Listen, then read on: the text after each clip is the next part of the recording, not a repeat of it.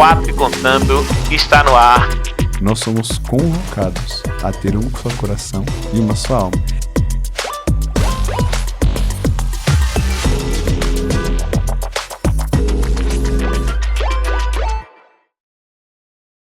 Boa noite, galera. Estamos de volta com mais um episódio do nosso podcast 4 e Contando, histórias de A a Z. E hoje vamos receber com muito carinho ele, um jovem religioso da comunidade São Máscaras, que está aqui em Satuba e veio para abrilhantar, a crescer e trazer muita fé para nós. Com vocês, Lucas Cordeiro, por favor. Boa noite, Gordo. É uma alegria estar aqui com vocês hoje e poder partilhar um pouquinho da minha história nesse podcast que está aí começando e com um grande intuito, que é contar histórias. Então, eu agradeço o convite de todo mundo e da equipe. Para a gente aquecer, né? Se você puder descrever sua jornada religiosa em uma frase, qual seria? Caminhar e não desistir. Lucas, natural de onde? Quantos anos? Que tempo chegou aqui? Conta um pouquinho da sua trajetória chegando aqui em Satuba. Mas antes de chegar aqui, você tem uma história fora daqui, né? Você tem uma história no seu habitat natural, onde foi seu enterrado o seu umbigo, como diz a gente aqui no Nordeste, né? Você tem a sua história lá. Como tudo começou? Com que idade começou? Nossa, é uma pergunta muito boa e eu acho que já vamos só ficar nela no podcast inteiro. Gordo, a minha história começa muito também com como eu posso dizer, com a minha ida para uma creche somasca. Quando eu era pequeno, eu sou natural de Santo André, ABC Paulista, ali, grande cidade que está ali em torno de São Paulo, e que se desenvolveu por conta da metalurgia. E ali, na cidade, eu fui para uma creche somasca. Eu estudei a minha vida toda em colégios próximos às igrejas e etc. dos nossos padres.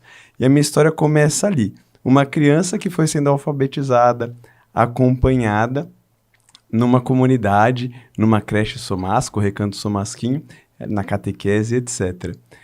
Eu sou natural de Santo André, no entanto, o sangue que corre nas minhas veias é de outro estado, é mineiro. Tanto meu pai, o Sr. Roque Cordeiro, quanto a minha mãe, Maria das Graças, eles são de duas cidades muito pequenininhas, cujo nome também já é no diminutivo para dizer que é pequena, que é Veredinha e Capelinha, ambas ali no Vale do Jequitinhonha.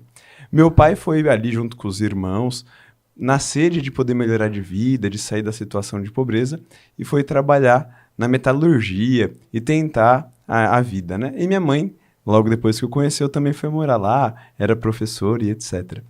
E é ali que eu fui crescendo e começando a dar as minhas respostas vocacionais. Ali, Lucas, foi onde despertou o seu caminhar para a vida religiosa? Se nós vamos falar da minha infância, não, porque eu era um menino bem avesso à missa. Eu me recordo, quando mais velho, meu pai ele falava, amanhã tem missa, a missa era 8 da manhã. E meu pai usava remédios para dormir, então, quando eu acordava, eu já colocava o relógio para as 9 para ele falar, não dá para ir na missa mais. No entanto, gradativamente, na minha comunidade de São Jerônimo Emiliane, a comunidade que eu levo no coração até hoje, porque foi o berço da minha vocação, mas o berço também de momentos muito bonitos na minha vida. Eu me recordo uma época, assim contam os meus tios, né? Que logo após o falecimento, na verdade não, uns desentendimentos ali em casa, o meu pai perdeu o emprego e nós tivemos muita dificuldade financeira. E todas as pessoas comentam no bairro que a comunidade ajudava, as pessoas que rezavam terço iam lá em casa e ajudavam um pouquinho. Então essa comunidade é o berço da minha vocação, antes mesmo de eu ter noção disso. Até antes mesmo de eu não querer ir na missa e adiantar o relógio. E essa comunidade é onde eu fui crescendo na fé, observando pessoas boníssimas, que dão testemunho de vida, que mostram para nós que Jesus Cristo está vivo hoje também pelos exemplos e pelo testemunho. E com essas pessoas eu fui adquirindo esse desejo de ser como elas, todas de Jesus, pessoas inteiras no segmento de Jesus, que se doam, que se lançam. E ali eu fui aprendendo. E aí foi sim despertando a minha vocação. Foi despertando aos pouquinhos, né? E com qual idade o Lucas disse assim, eu quero seguir este caminho?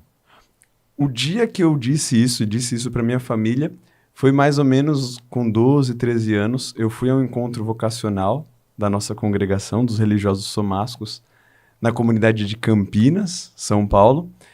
E eu achei fantástico o modo como eles viviam, né?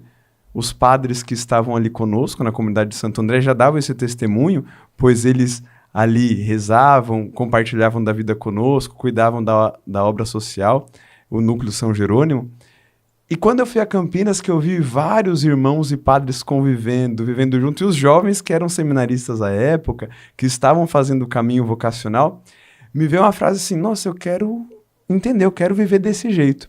E eu lembro que eu cheguei em casa, nem fui com meu pai, eu fui pra casa da minha tia, falei, tia, eu quero ser padre. Ela olhou pra mim assim e falou, meu Deus do céu, o que esse menino tá falando? Eu lembro que eu disse assim, tia, se eu pudesse, eu tinha ficado lá. Porque quando eu falei, padre, eu gostei disso aqui, o padre que estava nos acompanhando, aí ele falou, mas calma, você tem só 12 anos. E aí eu voltei pra minha comunidade e até fazer 15 anos, eu fui ali trabalhando, namorando, várias outras experiências. E depois, sim, com 15 anos, no dia 1º de fevereiro de 2013, peguei minhas coisinhas lá em casa e parti rumo à comunidade somasca, um pouquinho distante, para Uberaba, e fui ali viver com os padres com os quais vivo até hoje. E como foi essa decisão perante a sua família? Como foi que todos receberam essa decisão? Estou indo para um grupo de religiosos e vou praticar minha fé na sua essência e com muita ternura e com muita firmeza e com muito amor. Como foi a reação de um jovem saindo aos 15 anos de casa para praticar, para exercer, para buscar um sonho que foi, como você conta, como você relata, que foi construído com o passar do tempo? Eu vou colocar vocês um pouquinho na minha casa, que eu acho que para entender como foi tudo isso, vamos entrar lá. Nós morávamos... Eu e meu pai. Minha mãe faleceu quando era bem pequeno, quando eu tinha 4 anos. Minha mãe, ela foi vítima, como muitas pessoas são, do suicídio. Ela tentou uma vez suicídio e depois uma segunda vez na qual ela veio mesmo a falecer. E aí começou a história de 2 homens, um homem e um menino. Meu pai, ele ficou um tempo internado numa clínica psiquiátrica, ficou por volta de 6 meses e eu fui morar com a minha tia. E aí eu me recordo até hoje que quando meu pai se reabilitou, eu fui morar com ele. E ali começou esse caminho, todo esse caminho, né? Meu pai, ele me deu todas as qualidades, ou melhor, ele me demonstrou todas as qualidades que eu acho que um verdadeiro ser humano deve ter. Uma pessoa de uma honra, de um respeito e fantástica, de uma humildade. Me recordo muito de algumas frases categóricas dele. Ele guardava dinheiro, eu posso dizer isso agora, que ninguém vai lá em casa pegar, mas no terno de casamento dele. E ele falava, filho, o que é meu é seu, é nosso, pode pegar, usa, fica à vontade. Mas a gente tinha uma vida muito humilde, muito simples. E quando eu fui crescendo, eu cheguei a dar um pouco de trabalho em casa. Tem um fato, um conto engraçado, acho que eu nunca contei isso em lugar nenhum, que uma vez eu fui à escola e estava cansado, queria voltar, eu estudava no centro da cidade, era necessário pegar um ônibus. E eu voltei para casa e contei uma mentira. Nesse dia, me ensinaram que não é bom contar mentiras. Falei que a polícia tinha batido na escola, que todo mundo voltou para casa, etc. E quando eu cheguei em casa, a minha tia estava lá. Minha tia é minha segunda mãe, tia Eva, um beijão para ela aí. Ela que cuidou de mim, cuidava do meu pai também. A gente sempre precisou ter uma tutela ali, porque 2 homens morando junto não dá certo, né? Uma hora a casa cai, derruba tudo. E aí eu lembro que ela ligou na escola. E Lucas, não sei se aqui também acontece muito em Satuba, mas tem um monte, né? Um monte de Lucas. E me confundiram. O diretor falou, olha, então, seu sobrinho, ele tá aqui passando droga, não sei o que, e etc. E ela me ligou, ela falou, você vai morar com o seu avô. Eu falei, mas calma aí, tia, eu só matei aula. Aí eu comecei a falar a verdade, né? Eu só voltei pra casa e inventei uma mentira. Não, porque agora você é verdade, não sei o que. No outro dia, baixa minha tia na diretoria, estou entrando já, né? Morrendo de medo, falei, vou morar com todo respeito, amo Veredinha, mas bem longe da minha casa. E aí o diretor, mas esse menino aí que você falou que é... Não, esse não é não. O diretor falando pra minha tia, esse menino é até razoável, não dá tanto trabalho. Então, alívio. Nossa, fui ali de 0 a 100, de 100 a 0 em 1 segundo. Mas por que eu estou contando isso? O trabalho de toda criança dá. E dentro dessa dinâmica, também na igreja, na vida cotidiana, eu lembro as primeiras vezes que eu fui tentar trabalhar entregando panfletos e meu pai falava assim, filho, vai lá, bom trabalho. E como isso me ajudava a ser uma pessoa melhor. E aí chega um momento onde eu disse pro meu pai, eu tô querendo ir pro seminário, eu quero viver essa experiência. O meu pai, ele simplesmente apoiou. Como em toda a minha vida. O meu pai, ele não sabia nem ler nem escrever. Sabe aquelas pessoas que assinam nome, que olha a placa de ônibus e se organiza, né? E nas minhas dificuldades escolares, ele me levou para poder aprender. E quando eu falei, eu quero ir para o seminário, ele falou, o que eu preciso fazer para você ir? Desse jeito. Agora, a única coisa que eu nunca vou esquecer ao entrar na Kombi, porque toda a história de um bom religioso tem uma Kombi no meio, foi que eu vi o meu pai a hora que eu virei chorando. Aquele momento foi o primeiro momento que ele chorou nas minhas idas para o seminário, nas idas para a casa religiosa. No entanto, foi um choro que tava de, vai filho, eu tô com você. Ao mesmo tempo que eu também aí me debulhei ali na Kombi, e nesse momento começou a trajetória vocacional. Minha tia Eva, que cuidou de mim, que eu sempre convivi com ela é da Universal, ela não é católica. No entanto, ela sempre demonstrou um respeito muito grande, e não é à toa que nos momentos mais importantes da minha caminhada religiosa, hoje também com a falta do meu pai, é ela que tá comigo, ela que me abraça, ela que me leva ao altar. Ela é quem te apoia, ela é quem te acompanha. Isso, e também não posso esquecer da tia Maria, que quando eu era pequeno era a tia boazinha, porque a tia Eva colocava a regra, né? A tia Maria é aquela que sempre adulava. Como, não sei se aqui a gente diz assim, mas que mima a criança, né? Você perdeu seus pais muito jovem, né? Foi, e eu acho que a perda dos meus pais, Gordo, tem tudo a ver com a minha vocação. A minha mãe, como eu disse, eu perdi quando eu tinha 4 anos. Foi no finalzinho do ano. Estávamos eu e meu pai voltando no jogo de futebol a 2. Que quando não tem irmão, o pai é o irmão mais velho, né? Irmão mais velho. Aí nós chegamos em casa e encontramos ela em casa, né? Ela já havia falecido. O meu pai, tristemente, Gordo, foi vítima da mesma situação. Em 2015, nós voltávamos de umas férias. Meu pai tinha o sonho de conhecer Brasília. Eu sempre brinco com as pessoas, que sonho é esse, né? Mas fomos, compramos as passagens, eu ia para férias do seminário, fui para casa, a gente viajou, conhecemos tudo, andamos. Foi o melhor momento pai e filho, sem nenhuma preocupação, viagem de férias. No entanto, quando nós retornamos, em dado momento, o meu pai, ele estava no quarto e eu fui ver o que estava acontecendo. Ele começou a tossir e ele havia tomado soda cáustica. E ele disse a seguinte frase para mim, eu não aguento mais. Eu falei, pai, o que o senhor não aguenta mais? E naquele momento eu vi o quanto o matrimônio é um vínculo sagrado também, porque ele falou, eu sinto muita falta da sua mãe. E aquilo me bateu muito forte. Ele foi atendido, SAMU, aquela história toda. No entanto, um mês depois, um mês que a gente sempre conversa isso lá em casa, em família, um mês que foi um mês muito bonito entre nós, entre UTI e hospital, mas no qual minha família nos mostramos muito unidos. Toda a família, e acho que a sua e a de todos nós, tem conflitos, né? Mas o meu pai era o elo que fazia com que todos nós baixássemos um pouquinho a guarda, estivéssemos juntos. E foi um mês onde nós estávamos no hospital, e aí tenho que agradecer a toda a minha família. E ele pediu perdão, caminhou conosco no sentido de se arrependeu e fez tanta coisa bonita naquele tempo. Eu lembro quando ele pediu a confissão e a comunhão, o padre que foi um padre nosso, né? O padre Enzo. Foi um momento muito marcante na minha vida, muito sagrado. E por que eu digo que isso tem a ver com a minha vocação, né? A nossa congregação tem como missão o cuidado dos órfãos e dos abandonados.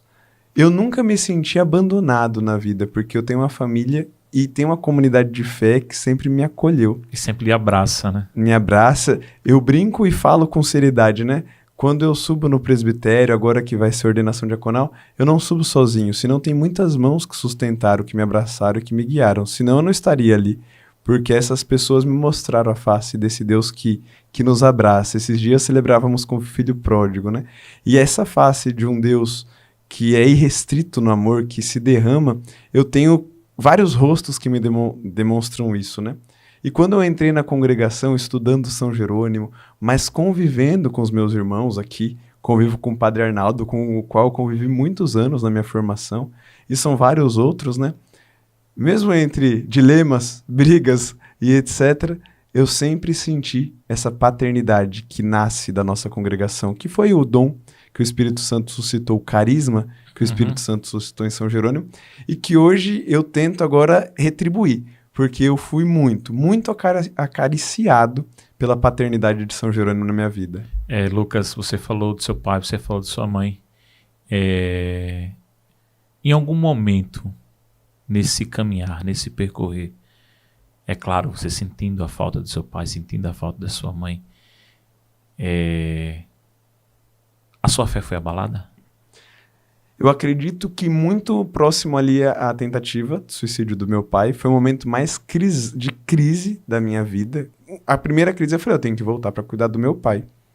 E nesse momento, eu não diria que foi uma crise de fé. Eu me recordo muito que a primeira coisa que eu fiz foi ajoelhar, e aí como qualquer pessoa que tá, pedir, Deus, não leva, não faz isso, pelo amor de Deus, aquelas promessas, né? E ali vem mais uma vez Deus nas pessoas, né? Eu estava falando, bom tio, o tio Petrônio, ele é o esposo da minha tia Maria, né? E eu falei, eu vou voltar para cuidar do meu pai, tá bom? Aí ele olhou, você tá doido? Claro que não, sua família tá aqui para isso. Ele vai morar comigo, na época eles tinham uma chácara, e você vai continuar o seu caminho. E aquele momento, aquela virada de chave, a minha crise passou. Porque eu disse assim, nossa, mas calma aí, eu não tô sozinho, né? Eu caminho junto.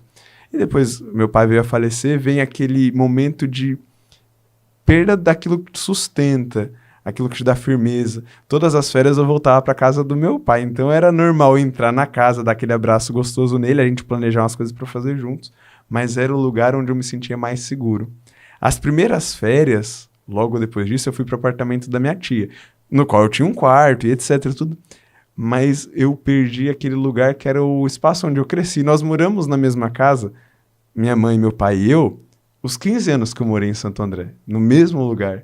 Então aquele lugar era o espaço sagrado, aquele aconchego, né? É incomparável, né? Incomparável. Até hoje, quando eu passo na rua e vejo a casa, dá uma vontade de entrar. Ao mesmo tempo, eu nunca entrei depois que meu pai faleceu, né? A gente se desfez dos móveis e etc. E depois entregamos a chave para um tio e é alugada essa casa, né? No entanto, eu sinto que parece que abrindo a porta eu verei ele ali. Ainda tem esse aconchego, esse lugar sagrado. Tem essa sensação, né? Justo. E alivia, né? Sim, eu também perdi meus pais. Eu sei como você se sente, mas eu convivi mais. E assim, foi doloroso perder cada um deles. É uma partida que parece que acontece todo santo dia. Quando a gente se lembra, a gente ainda não perde esse contato com pai e mãe. A gente traz as melhores memórias afetivas conosco para sempre. Para sempre.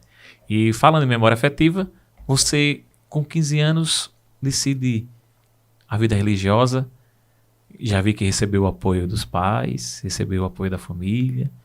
E como foi o seu iniciar agora já como religioso? Os seus primeiros passos, a sua primeira caminhada? Tem muita coisa. Quando a gente entra no seminário, parece que a gente está sendo abduzido, mas não. Eu fui estudar ensino médio ainda, eu fui terminar o colegial, eu tinha 15 anos, tinha que fazer o ensino médio. E deixando a minha casa em Santo André, eu fui morar na nossa comunidade religiosa de Uberaba, que tem uma escola profissionalizante, um centro de atendimento às crianças, a Casa do Adolescente Guadalupe, e tinha ali a comunidade religiosa com o quarto do seminário, que eram para aqueles que estavam em formação. Éramos 3 jovens e os 3 andreenses.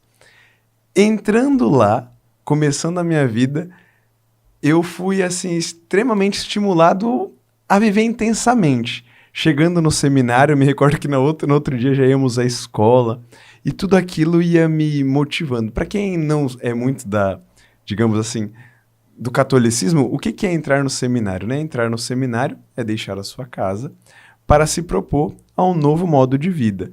No caso, o seminário que eu escolhi, ou o modo de vida que eu escolhi, é a vida religiosa consagrada, que é um pouquinho diferente da vida diocesana. E por que, Gordo, que é um pouquinho diferente? Porque a vida religiosa nós temos como o ponto final da nossa trajetória sermos irmãos.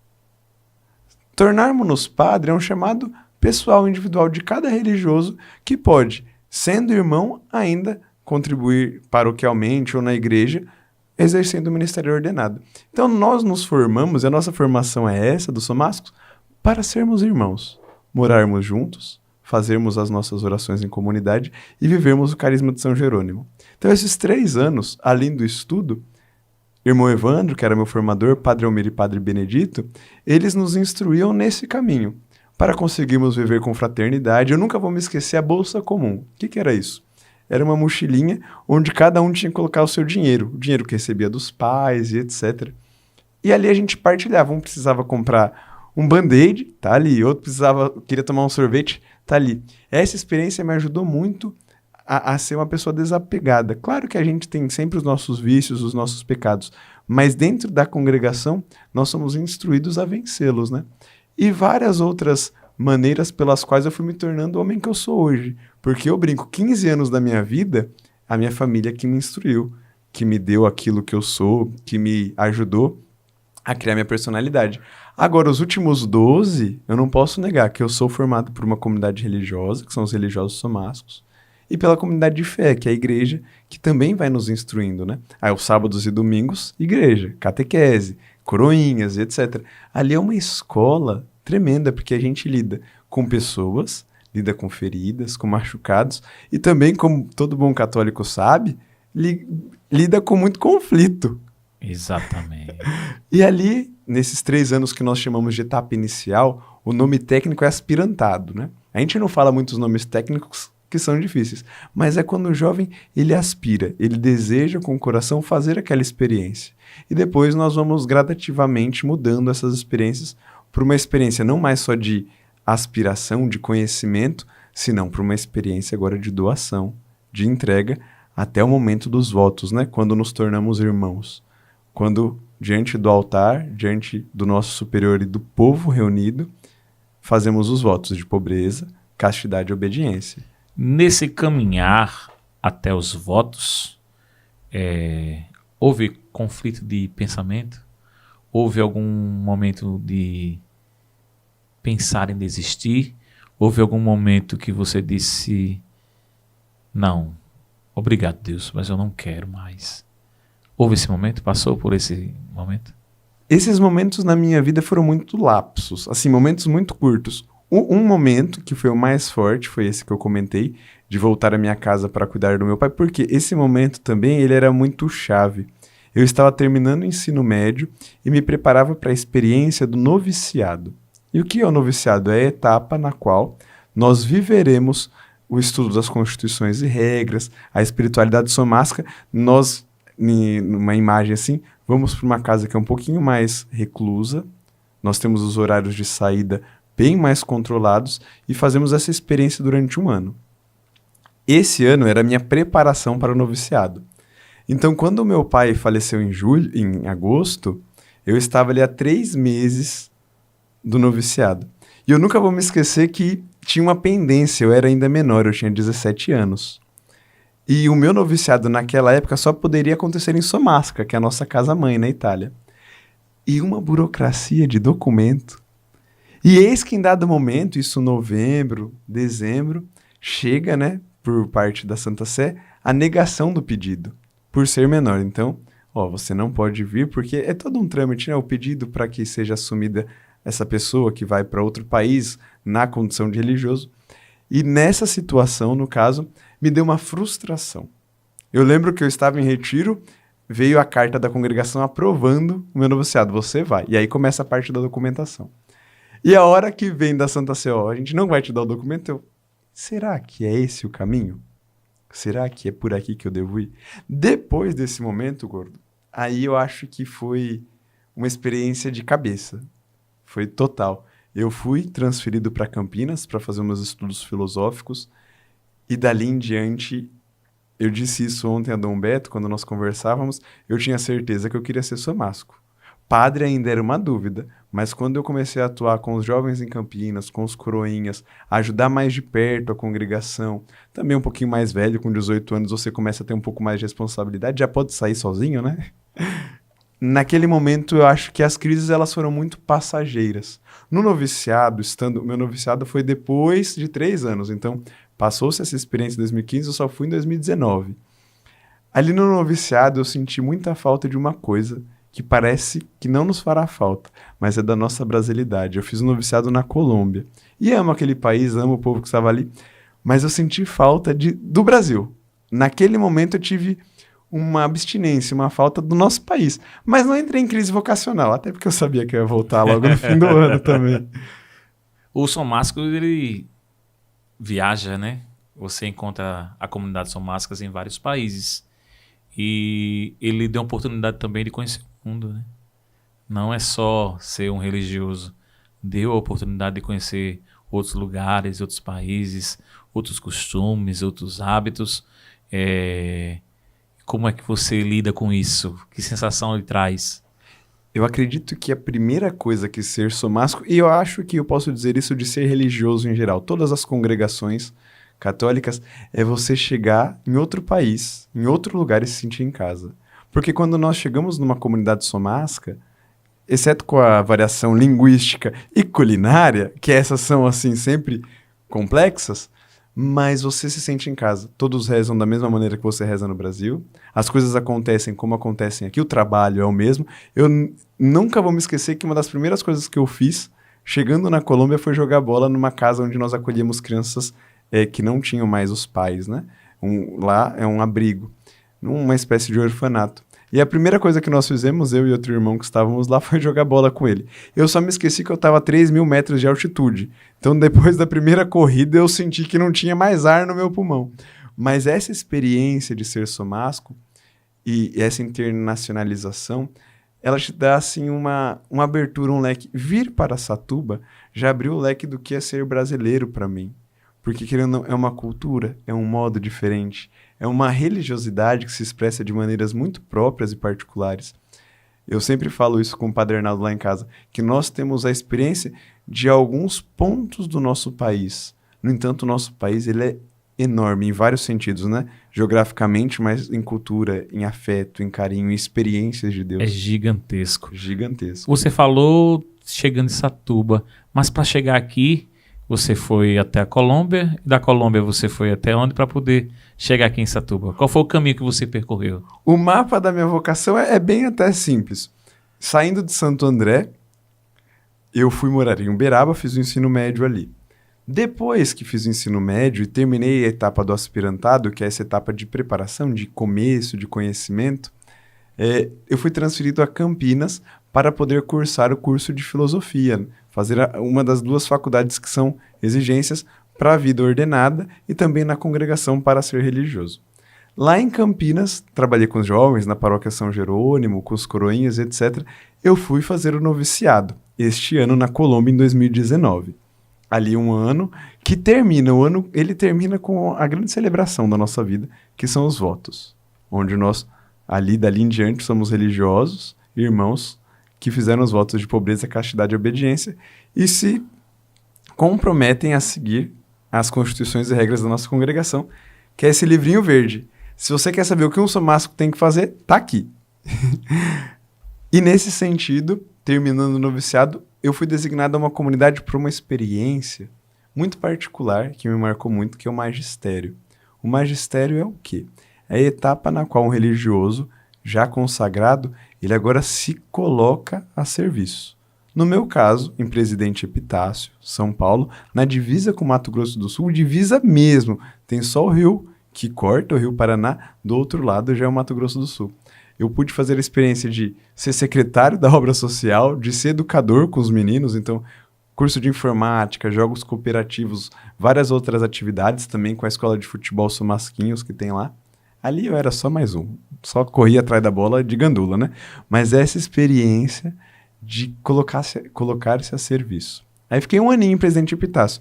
Um ano triste porque foi 2020, ano da pandemia, ano no qual perdemos um religioso, que foi o Padre Francisco, também muitos amigos, colaboradores da nossa obra. E em 2021 eu fui transferido de novo a Campinas para continuar os estudos teológicos. Fui cursar teologia na Pontifícia Universidade Católica de Campinas. Depois, terminada a teologia no dia 14 de dezembro do ano passado, que nós terminamos com uma prova para ver a aptidão, se nós podemos falar aquilo que aprendemos, né? Se chama De Universa Teologia. Uma prova na qual tem 3 professores e eles vão nos inquirindo sobre todas as questões possíveis. Eu brincava lá que era nosso OAB. Eu recebi a missão de, no dia 17, estar aqui em Satuba. E aí vim, agora como um religioso que coopera na paróquia, mas que faz parte da comunidade religiosa de Satuba, composta pelo Padre Arnaldo, que atualmente é o superior da nossa comunidade, e também pároco aqui da paróquia Nossa Senhora da Guia. E eu vim para viver um momento muito especial na minha vida, que é a ordenação diaconal, que será aqui celebrada no dia 26. Em breve. Em breve, logo ali. Estamos bem próximos aqui em Satuba.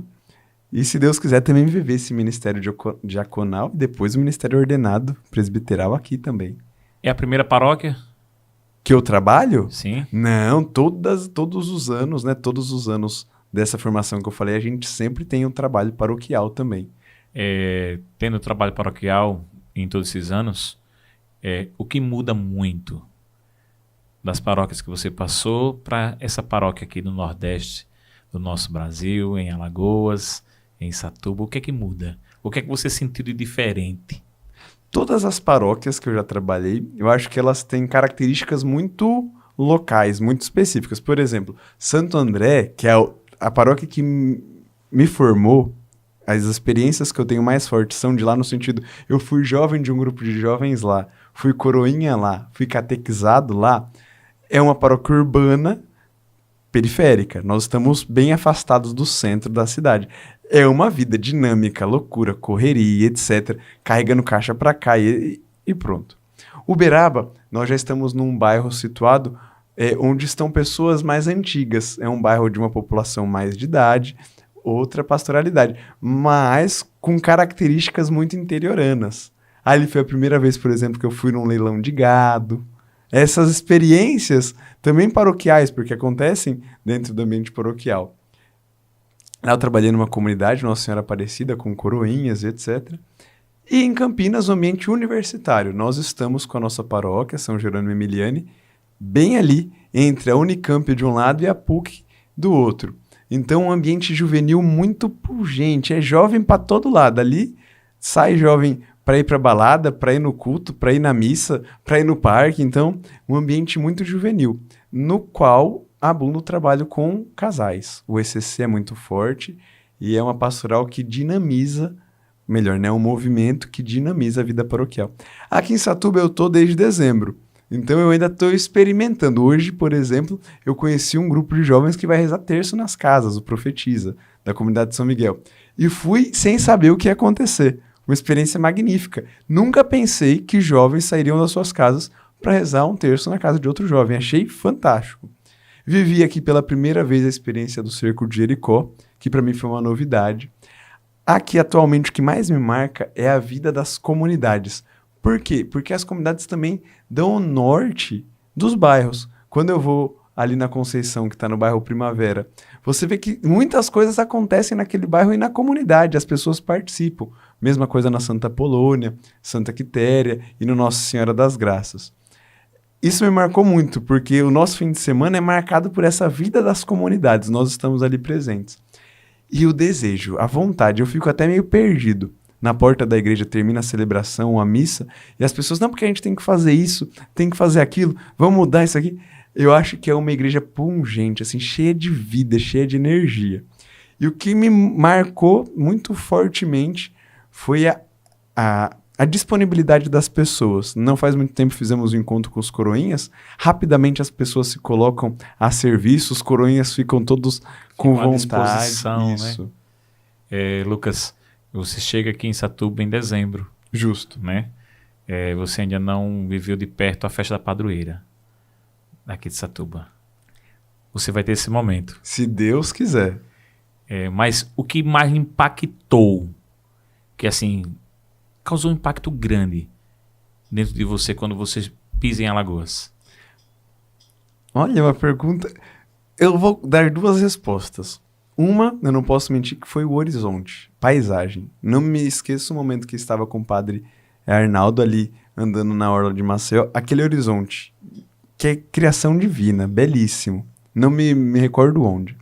E outro momento que me marcou muito, e acho que pelo ano que estamos vivendo marca, foi quando nós fizemos a celebração da abertura do Ano Santo, que também foi em Maceió, que nós fomos com ônibus daqui, e se encontraram muitas paróquias, posso dizer que todas as paróquias da diocese, e nós nos colocamos em procissão, cantando, alegres, felizes pelo nascimento de Jesus, que esse ano nós celebramos, então, 2025 anos desse fato que muda a nossa história.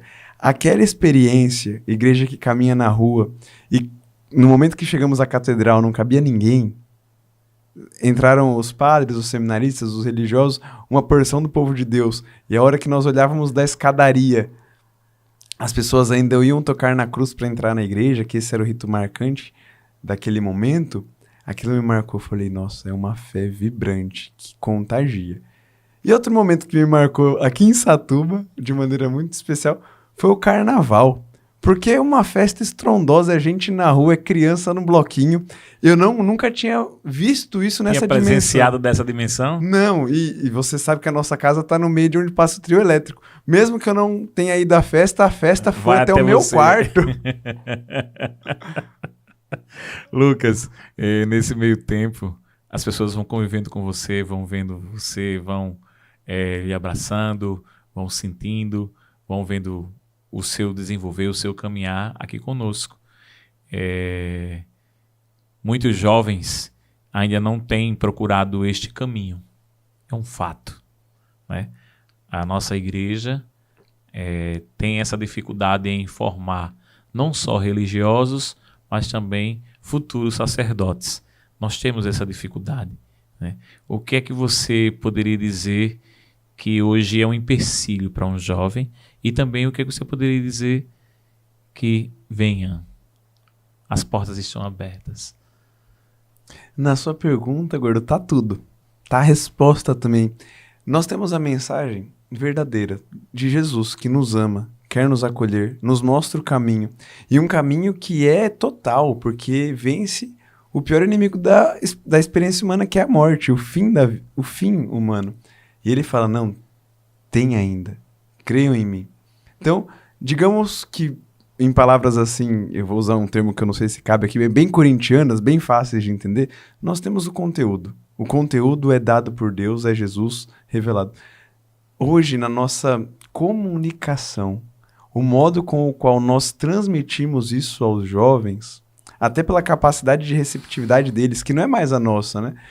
A sua geração para mim e da minha geração para os adolescentes de hoje, são várias formas de receber o evangelho, várias formas de entrar numa comunidade. E nós ainda, do meu ponto de vista, não acertamos a direção pela qual esses jovens vão se encantar pela pessoa de Jesus e segui-lo. O momento no qual, ou melhor, a forma pela qual eles vão, nossa, Jesus é meu amigo, Jesus é meu salvador, Jesus é Deus, eu quero estar o resto da minha vida com ele.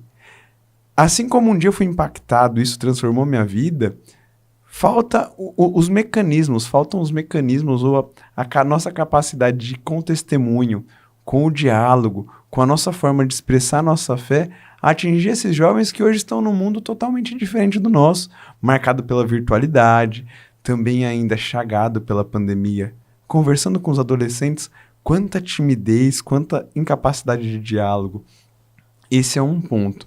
O outro ponto, a igreja está aberta. E é aberta para acolher você do jeitinho que você é. O jovem que estiver ouvindo esse podcast, não importa o que você está passando hoje.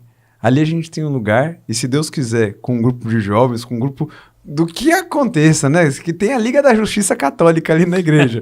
Mas que a gente possa acolher você. Conta conosco, né? Você pode nos procurar. E aqui é legal porque nos vemos nas ruas, né? Os satubenses entre nós aqui, nós nos encontramos diariamente. Então, você querendo fazer essa experiência de Jesus, conta comigo, conta com o Padre Arnaldo, conta com a nossa comunidade. Como é o dia a dia do religioso somasco? Maravilha, essa pergunta, aqui na comunidade de Satuba nós não temos uma comunidade completa. Uma comunidade completa a gente pede que tenha 3 religiosos e etc. Mas o dia a dia da nossa comunidade é pela manhã, nós nos reunimos para fazer as laudes. E o que são as laudes? É a oração da manhã da igreja. E para todos aqueles religiosos e padres, são orações obrigatórias. Não é à toa que na minha ordenação o bispo vai, você se compromete em rezar a liturgia da igreja? Então eu e o Padre Arnaldo, nos reunimos numa capela que tem lá em casa pela manhã e rezamos as laudes. Logo depois disso tomamos café. Essa é a parte da comunidade. Aí, esse horário é 7h30 da manhã. Então, você pode fazer uma coisinha antes, correr, caminhar e etc. Aí começa o horário pastoral, né? Cada um lá em casa tem alguns empenhos. O Padre Arnaldo, todos bem já sabem, é o pároco. Então, cuida da vida pastoral, faz os atendimentos, confissão. Eu tenho os empenhos de um religioso da casa. O que é isso? Eu cuido da nossa comunidade religiosa. Então, do nosso alimento, para que tenha tudo aquilo que nós vamos usufruir, e também acompanho os jovens que querem ser padres. É uma missão que eu pensei que ia deixar, mas foi reconduzido recentemente pelo Padre Sérgio, pelo menos até escolher outro ou fazermos algumas outras opções. E aí eu começo a trabalhar um pouquinho nas redes sociais da nossa congregação, no atendimento de jovens, videochamada, porque agora eu estou um pouquinho longe de alguns jovens que eu acompanhava, então via Através da videochamada. videochamada tem continuado essa assistência para eles. Graças a Deus. Também a economia da casa. Parece que a nossa vida ela é assim simples, mas ao mesmo tempo ela é muito difícil. Por quê? Porque como nós civilmente também somos uma organização religiosa, nós temos que ir diante da Receita Federal, comprovar os nossos gastos e etc. E hoje eu faço essa parte, para dizer que vida de religioso tem muita oração, tem muita caridade, mas tem também aquele pedacinho de burocracia. Mas não tenham medo, porque isso não é nada perto de seguir Jesus Cristo. É um meio de trabalho. Falando em trabalho, trabalhos sociais e missionários que a Ordem realiza aqui em Satuba. O que é que você pode falar para a gente do que tem sido feito ao longo desse tempo e esse tempo que você também tem vivido aqui, o que é que você tem acompanhado? Justo. E veio a calhar, porque de manhã, por exemplo, não estamos fazendo essas realidades da paróquia e da casa numa comunidade que nós temos obra. Nós vamos para estar com as crianças, alguns exercem a função de diretor, outros são educadores, então vão diretamente com as crianças. Aqui hoje nós não temos uma obra social em Satuba, senão que o nosso braço social está totalmente na paróquia, né? Por meio dos vicentinos, por meio do bazar e outras ações que nós vamos realizando. Atualmente, junto ao CEMED, a CEMED, porque é a secretaria, né? Então, foi iniciado um processo de visita às escolas para que nós conversemos um pouco sobre o tema da campanha da fraternidade desse ano, que é a ecologia integral. Deus viu que tudo era muito bom. E ecologia integral parece que é um termo, já vem falar de meio ambiente, não. É o cuidado da nossa casa. E a casa é, sim, uma preocupação muito forte pelo nosso meio ambiente, mas e as nossas relações? Como estamos nos tratando enquanto cume da criação divina? Nós somos criados como imagem e semelhança. Claro que eu não falo assim para as crianças, eu falo com musiquinha com eles. Mas para que eles possam também pensar, nossa, cuidar da vida do planeta também é cuidar do meu tratamento com o irmão, perceber que aquela pessoa está passando por um momento de dificuldade, cuidarmos da nossa cidade, cuidarmos do nosso estado, prezarmos para que todos tenham as capacidades, tenham os caminhos possíveis de serem seres humanos elevado à sua máxima potencialidade. Então, nessas semanas que eu estou aqui, eu estou trabalhando na escola, nas escolas aqui da rede municipal, graças ao apoio da CEMED e aqui também da secretária que nos apoiou. E nós estamos fazendo esse movimento de visita às escolas. A secretária Tomásia, né? Tomásia, justamente. Eu ia falar o nome, eu falei, será que eu posso falar o nome? Pode, não tem problema. Mas a secretária Tomásia, não posso deixar de agradecer também ao Marcinho e a Ana Márcia, que estão me acompanhando nas escolas, para que nós possamos fazer esse momento tão bonito. E foi magnífico. O que é que você tem levado dentro desses momentos? Quais experiências você tem vivido? O que o seu olhar da fé pode trazer de histórias que você conheceu nesses momentos? Até agora eu visitei 2 escolas, que foi a Escola Eunice Paz no Primavera e a Escola Ija, que é aqui do lado de casa, bem pertinho, né? E a primeira experiência que me chamou a atenção foi a receptividade das crianças. Não é à toa que depois que eu fui nessas 2 escolas, eu fui celebrar no Primavera, agora eu já sou o tio que foi falar da campanha da fraternidade. Muitas crianças, tio. Esse vínculo, que é um vínculo muito importante, de parte da comunidade, de ser com. Eu brinco que ao chegar aqui, agora eu sou satubense. Porque tudo aquilo que eu carrego, sim, faz aquilo que eu sou. No entanto, eu vivo para essa cidade e vivo para as pessoas que aqui estão. Porque é o povo de Deus que me foi confiado. E lá, as histórias que eu encontrei, primeiro de equipes que fazem brilhar os olhos. E aqui eu falo das pessoas que estão trabalhando nessas 2 escolas. Porque com as deficiências que qualquer escola tem, as situações que são colocadas, né? A falta de um professor que está doente, etc. Você vê a diretora assumindo uma sala de aula, você vê a coordenadora indo lá com alegria, feliz, convicta daquilo que está vivendo. E ver esse carinho pelas crianças me chamou muita atenção. Sempre foi um sonho da nossa congregação, nos falta perna, mas sempre foi um sonho desenvolvermos um trabalho social aqui. Nós não sabemos ainda qual, mas o Padre Sérgio, quando me mandou pra cá, ele falou, dá uma olhadinha, vê o que a gente pode abrir, o que a gente pode fazer. Ele sabe que eu gosto muito do trabalho com as crianças. Então, estar na escola me trouxe um pouco essa experiência. E particularmente, Gordo, aí falando da minha pessoa, matou uma saudade muito grande. Eu estava 4 anos estudando, então era ambiente universitário. Fazia 4 anos que eu não trabalhava diretamente numa obra social somática. Ir às escolas aqui em Satuba fez reavivar todo aquele sentimento, aquela vivência que eu também vivi de São Jerônimo para comigo, dessas pessoas que foram pequenos Jerônimos na minha vida, e olhar as crianças, conversar com elas, senti-las, sentir aquele ambiente infantil que é cheio de esperança, porque ali estão futuros médicos, advogados e todas as profissões que são maravilhosas e que fazem com que nós continuemos sendo, como diz, né, o lema da campanha, uma criação tão bonita. Deus viu que tudo era muito bom. Você tem levado música, que eu tenho escutado por aí, que você tem levado música, que você canta, que você toca, e é uma coisa que agrega, né, a música com a palavra, né? Você vai desenvolvendo, vai envolvendo, vai encantando, vai levando as pessoas a meditar, refletir, ter momento de fé. E com a criança? Com a criança a gente tem que usar uma metodologia um pouquinho diferente. Música, para mim, com crianças, ela foi feita principalmente para nós entrarmos no campo que é o delas, o lúdico, o da experiência, o do tocar. Não é à toa que nós vamos chegando na sala, ora o Marcinho tá me acompanhando, ora a Ana Márcia. Eu falo bom dia, boa tarde, dependendo, e já, eu trouxe uma música pra gente dançar. E essas músicas que a gente vai conhecendo na igreja, eu tenho só 2 no meu portfólio de música, eu troco de uma para outra. E aí eu vou trabalhando com elas para que nós possamos passar daquele momento do gelo, porque imagina, entra um moço que ninguém nunca viu, que fala diferente na sala de aula, a criança, ela olha, o que está acontecendo? E a música, ela já faz com que esse gelo, essa barreira seja quebrada. E graças a Deus, as 2 ou 3 músicas que eu tenho aqui na minha cabeça e que eu sei cantar com violão, elas ajudam já a introduzir o tema, que é uma que vai falar dos vários animais e das vogais, uma música engraçadinha, postamos esses dias nos Reels, e a outra é aquela Sou um Pescador de Cristo, né? Lança as redes sobre o mar. Então, a gente já começa a colocar eles no ambiente que nós vamos conversar um pouquinho. E elas têm me ajudado bastante. No entanto, estão me custando muito caro, porque a minha voz está indo embora e eu não estou sabendo guardar ela para as outras escolas. Você veio para cá, a gente tem tido um bom papo até agora, mas eu não posso jamais deixar passar a oportunidade de você mostrar o seu dom, mais um dom que você tem, que é o dom de cantar, o dom da sua voz. Eu queria que você pegasse seu violão. Eita, Glória. Pra gente tentar. A gente quer lhe ouvir. Os nossos telespectadores e ouvintes vão ser agraciados com o que agora?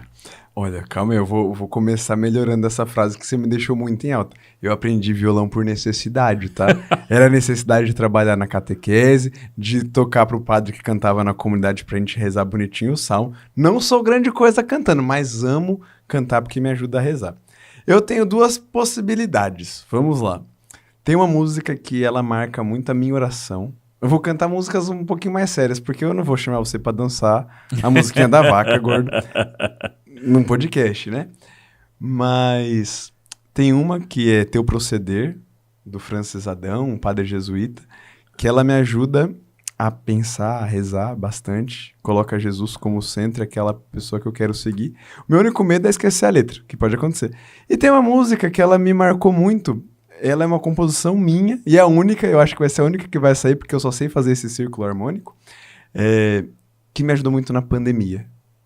É um pouquinho da minha história, mas do acompanhamento dos jovens, e ela nasceu como uma música que me ajudou a caminhar. Tem essas 2 possibilidades, assim, de pronto. Eu quero essa primeira. A primeira. Do Francis Adão. O Francis Adão. Maravilha. A gente vai... Teu Proceder é o nome dela. Teu Proceder? Isso. E eu vou cantar a primeira estrofe que eu acho que eu lembro de cor. Senão eu vou fazer um nhé e vocês vão gostar também. Vamos lá? Vamos lá. Calma aí que o hábito já não ajuda tanto na hora de tocar. Aí.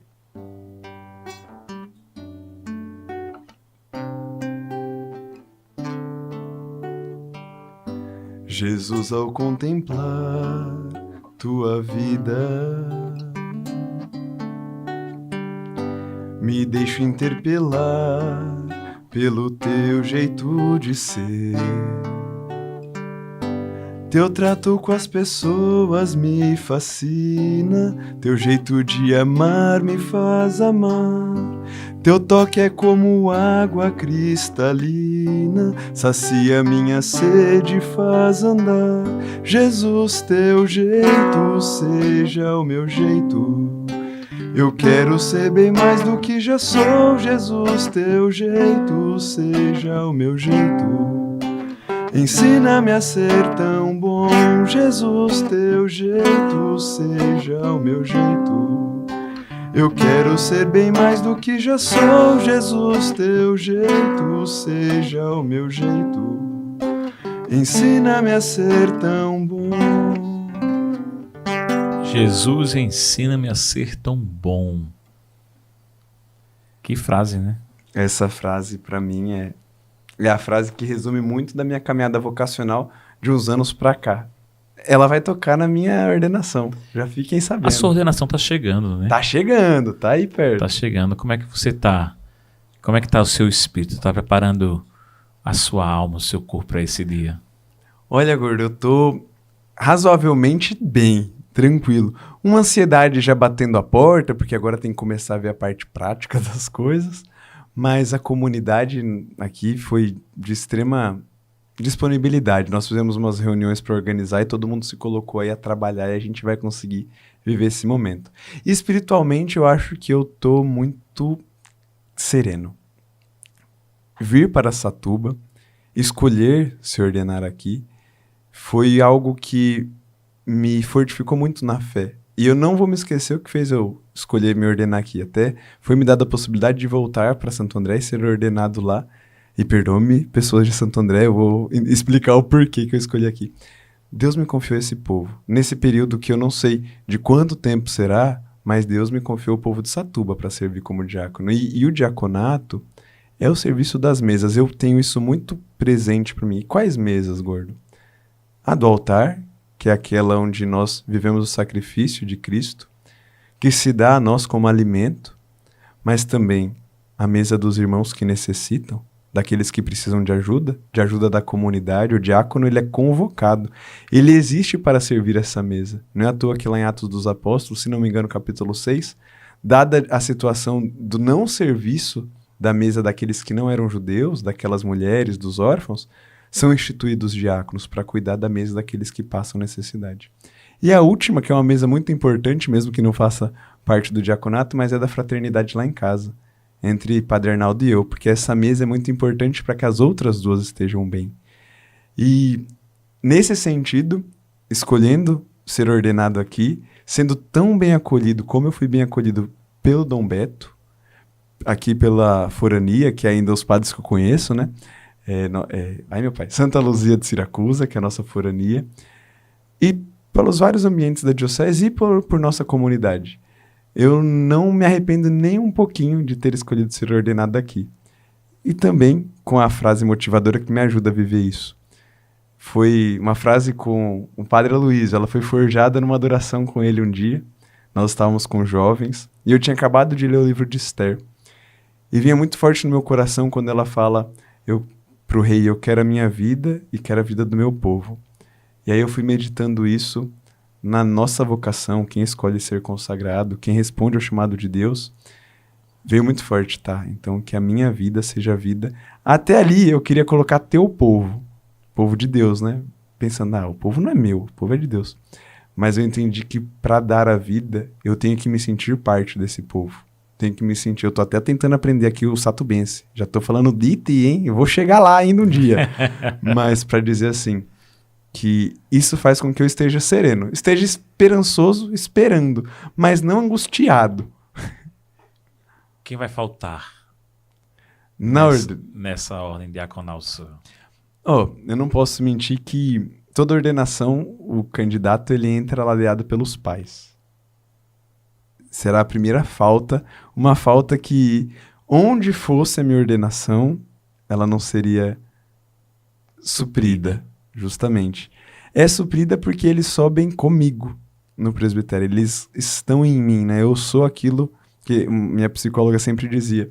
Assim como um disco, ele tinha as ranhuras, sua mãe e seu pai estão em você, né? Estão impressos. De modo indelével. Que você nunca vai, assim, dar conta de falar, é isso. Mas eles estão aí impregnando você. Eu vou sentir muito também, acredito, a gente tá conversando lá em casa. Mas minha família não conseguirá vir. Por vários outros motivos. Meu tio, ele acabou de fazer uma cirurgia, minha tia tá cuidando. Eu vou sentir muita falta daqueles que são. E muitos amigos de caminhada. Graças a Deus, nesses dias eu estou recebendo as mensagens das pessoas que virão. E isso está enchendo meu coração. Virão de avião, virão de ônibus, mas que estarão aqui nesses dias.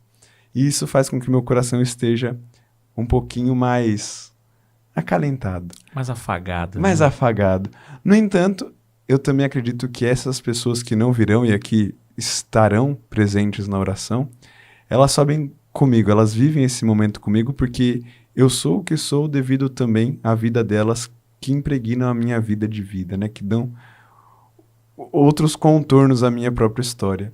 Mas também subirei e estarei ali com o povo que Deus me confiou, que é o povo que eu tô aqui para dar a vida. Você está dando um passo lindo dentro da igreja. O próximo passo será a sua ordenação de sacerdote. Perfeito. Hoje, se você fosse dizer assim, a ordem somática mudou minha vida nisso, o que seria? Essa pra mim eu acho que é uma pergunta, não vou dizer fácil, mas ela tá na ponta da língua. A ordem somática, ela me mostrou a paternidade de Deus, me mostrou o carinho de Deus para com cada ser humano, principalmente com aqueles que estão abandonados, foram abandonados ou estão também em uma situação de fragilidade. Eu sou fruto desse carinho. Me recordo no começo, quando iniciávamos o podcast, que eu falava que eu estudei numa creche somática, né? Então, desde o recanto somasquinho, com 3, 4 anos, passando pela catequese, passando pelo acompanhamento de irmãos e padres que foram, assim, verdadeiros irmãos que eu nunca tive, né? Eu sou filho único. Eu descobri esse rosto tão amoroso de Deus. Não é à toa que na minha consagração solene ecoou uma frase de Tobias que para mim tem todo sentido. Era como aquilo que eu senti na congregação, filho. Então quer dizer, eu me senti filho primeiro. Ama teus irmãos. Frase que eu tirei do livro de Tobias, que faz também, que é aquilo que eu sinto na congregação. Nela eu aprendi a ser filho de Deus, filho amado. Mas também aprendi o compromisso que eu tenho que ter para com os meus irmãos. Então nisso, a congregação continua mudando, porque tudo isso que eu falei até agora não é que eu estou na etapa final, senão que eu estou em construção, né? Jesus a Está cada em processo, dia né? vai me questionando também. Mas tem certeza, Lucas? Falando em questionamento, existem algumas pessoas que sentem o chamado, mas têm medo de seguir. O que falar? O que dizer?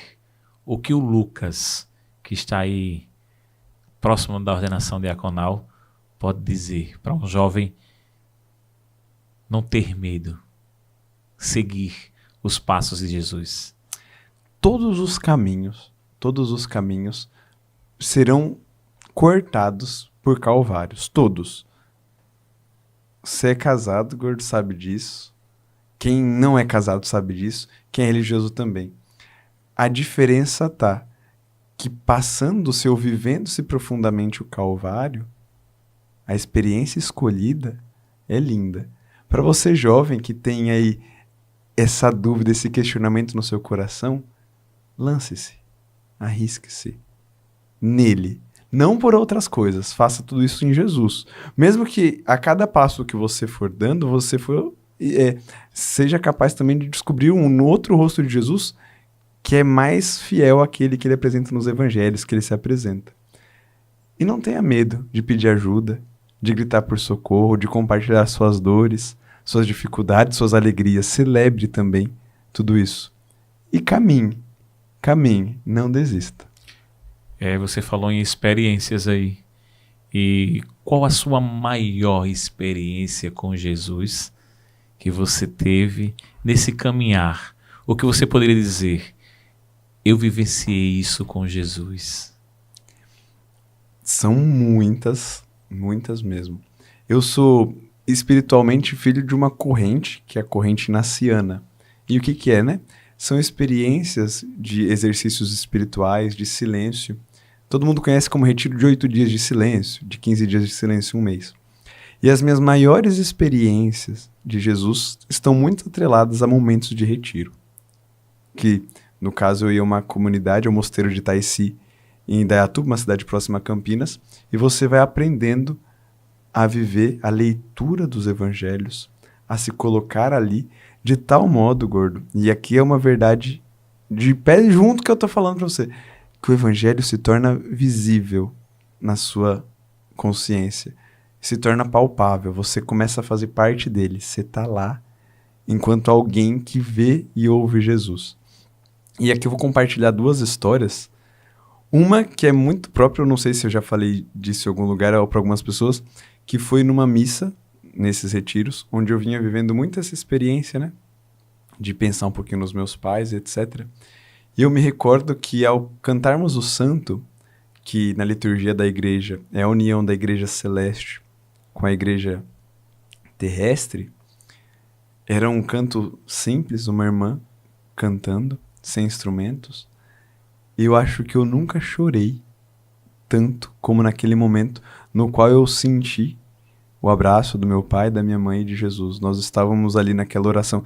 Eu me recordo que eu comunguei chorando. Então, para todo mundo que está acostumado com missa, do santo até a comunhão, o espaço é grande, porque foi uma experiência avassaladora. Até hoje, quando eu tenho um pouquinho de medo, de dificuldade, eu me remeto a esse momento. Até hoje. E outra experiência, essa é mais recente, foi um pouquinho antes dos meus votos solenes, e aí no meio tem várias. Esses dias mesmo eu estava rezando um evangelho e foi maravilhoso.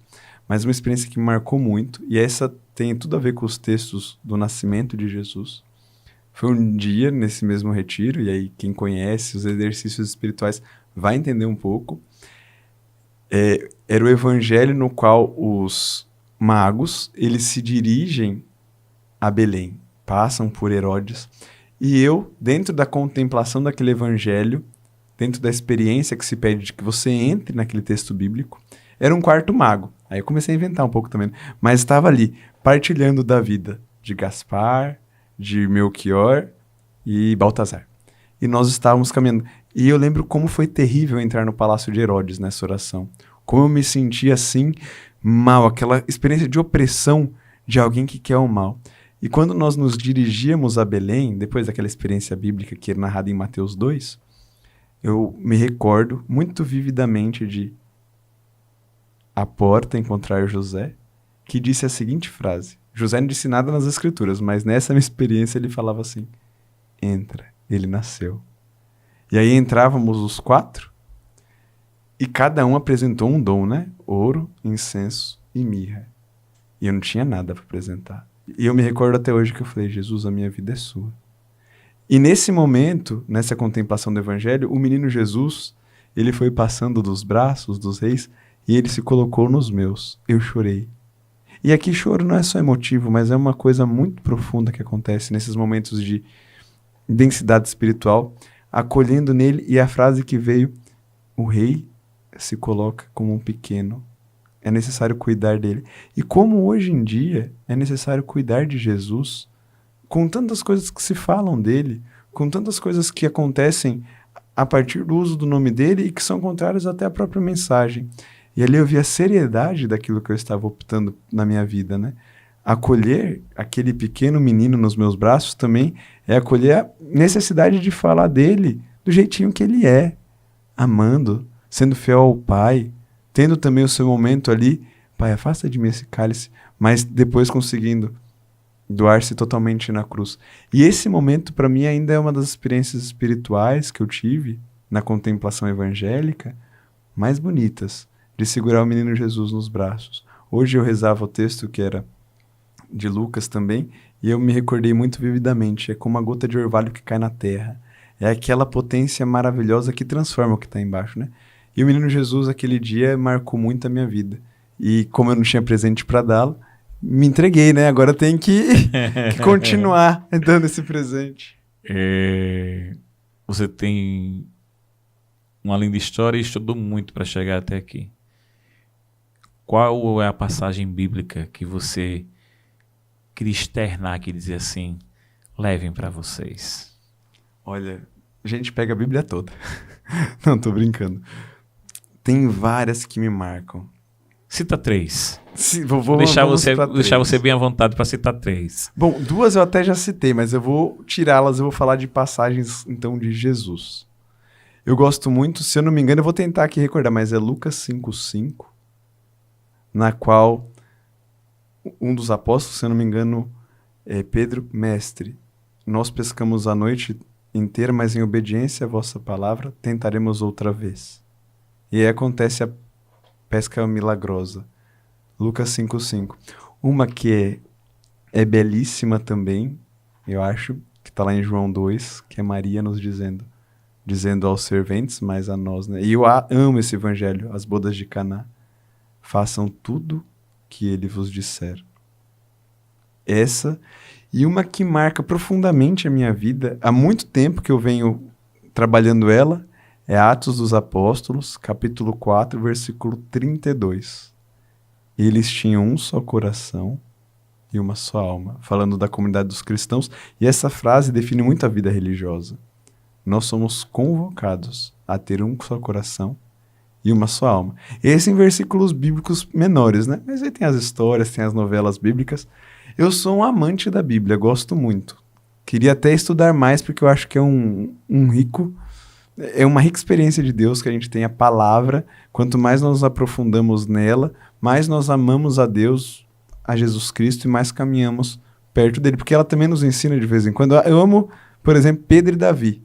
Por quê? Pedro, para mim, é o exemplo de homem bruto, que nem eu sou, que de vez em quando bota os pés pelas mãos, fala o que não deve. Lá na intermediação do capítulo 8 do Evangelho de São Marcos, Jesus, né? Quem vós dizeis que eu sou? Tu és o Cristo, Filho de Deus vivo. Pedro fez um gol de placa. Mas não demora 3 versículos. Não, Jesus, se é para irmos para Jerusalém para sofrermos isso, não quero mais. Aí Jesus, vai para trás, continua sendo meu seguidor, Pedro, não seja pedra de tropeço. Marcos, todo esse momento aí é muito precioso na minha vida. Se pediu 3, eu já tô no quarto, né? Fique no à vontade. Ah, então tá bom. A Bíblia é grande, cuidado, hein? E Davi, falei de Pedro, Davi porque eu amo o Salmo 50, que diz ali no início dele, né? Que é atribuído a ele naquele pecado que ele cometeu com Betsabeia.